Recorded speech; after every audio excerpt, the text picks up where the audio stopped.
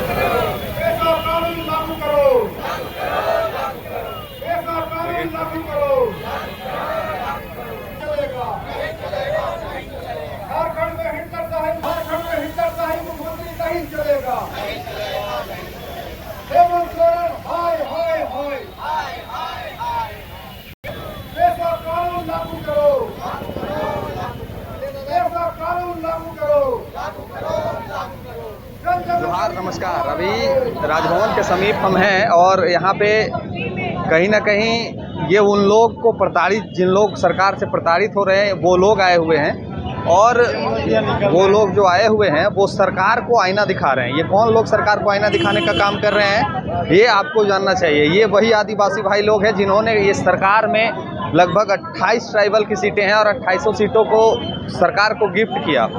Gift इस विषय के लिए किया कि आप लीजिए सरकार में और सरकार बनाइए, मंत्री बनाइए, मुख्यमंत्री बनाइए और बाद में इन्हीं के ऊपर दबाव बनाइए और इन्हीं के ऊपर प्रेशर बनाइए। ये वो सरकार के लोग हैं जो आज दुमका जैसे क्षेत्र से चल के पैदल राजभवन पहुंचे हैं और इस राजभवन में सरकार को आईना दिखाने का काम कर रहे हैं। लेकिन एक बात हम आपको बताना चाहते हैं कि ये जो सरकार है और ये सरकार के जो नेता मंत्री हैं वो कहीं ना कहीं ये बात को मान लिए हैं कि हमको अब चाहे वो आदिवासी हो, चाहे वो मूलवासी हो, चाहे भी कोई भी अन्य हो, उसका नैरेटिव हमको चिपना है, उसको रोड पे उतारना है। चाहे वो महिला हो, चाहे वो पुरुष हो, चाहे अन्य जो भी हो, सारे लोग जिसको भी इनको इच्छा है रोड पे उतार देते हैं। कोई दुमका से चल के आता है, कोई आपका देवघर से चल के आता है, कोई अन्य जिलों से चल के आता है और चल के आता है और सिर्फ सरकार को आईना दिखाता है और सरकार बहरा सांप के तरह कान में तेल डाल के सोई हुई है। उसको कोई फर्क नहीं पड़ता है, चाहे वो पेशा कानून की बात हो,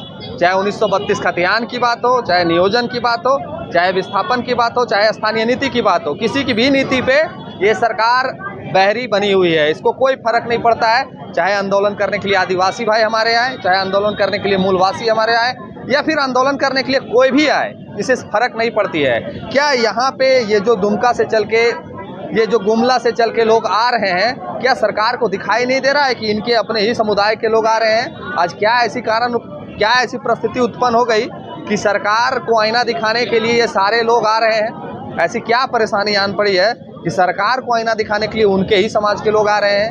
हम जब भी कुछ बोलते हैं इस समाज को लेके, जब भी हम आदिवासी मूलवासी को लेके बोलते हैं तो बहुत सारे लोगों को तकलीफ भी होता है। तकलीफ इस बात को लेके होती है कि सरकार के खिलाफ में हम लोग बोलते हैं। क्यों ना बोले सरकार के खिलाफ में? ये जो आप देख रहे हैं, ये जो महिलाएं आई हुई हैं, जो माताएं आई हुई हैं, ये जो हमारी बहनें आई हुई हैं, ये क्यों आई हुई हैं, किस लिए आई हुई हैं, ये क्या मांग कर रही हैं? ये क्या मांग कर रही हैं कि हमें आपके जैसा बंगला रहने के लिए आवास आवंटित करिए, या फिर ये मांग कर रही हैं कि हमको और कुछ चाहिए? ये नहीं, ये अपने अधिकार पेशा कानून को मांग रही हैं, जिनसे इनको पहचान मिले, लेकिन उसको भी ये लोग देने में असमर्थ हैं। क्यों असमर्थ हैं, ये सरकार को बतानी चाहिए। और ये सरकार की जो कमजोरी है, नाकामी है, इसे छुपाने के लिए अंततः ये क्या करती है, इन लोगों पे अगर नहीं संभलेगा, नहीं इन लोग के रोक सकेंगे तो लाठी चार्ज होगा, आंसू गैस के गोले दागे जाएंगे और भी जो भी चीज़ें होती, जो भी प्रकरणें होती हैं इनके साथ प्रताड़ित करने में, वो सारी चीज़ों को किया जाएगा। ये है झारखंड सरकार की स्थिति। और हमारे जितने भी सरकार के मंत्री हैं और ख़ास करके वो 28 मंत्री और विधायक जो ट्राइबल सीटों से जीत के आते हैं, उनके लिए ये आईना है, उनके लिए ये मुंह पे तमाचा है कि आखिर ऐसी क्या परिस्थिति आन पड़ी कि ये लोग इनके खिलाफ बोलने को मजबूर हैं। आखिर ऐसी क्या स्थिति आन पड़ी कि ये लोग इनके खिलाफ धरना देने पे मजबूर है? ऐसी क्या स्थिति आन पड़ी कि ये लोग गुमला से, दुमका से पैदल चल के राजभवन समीप पहुंचते हैं और सरकार को ज्ञापन सौंपते हैं? आज फिर राज्यपाल को ज्ञापन सौंपा जाएगा, लेकिन कुछ होने वाला नहीं है।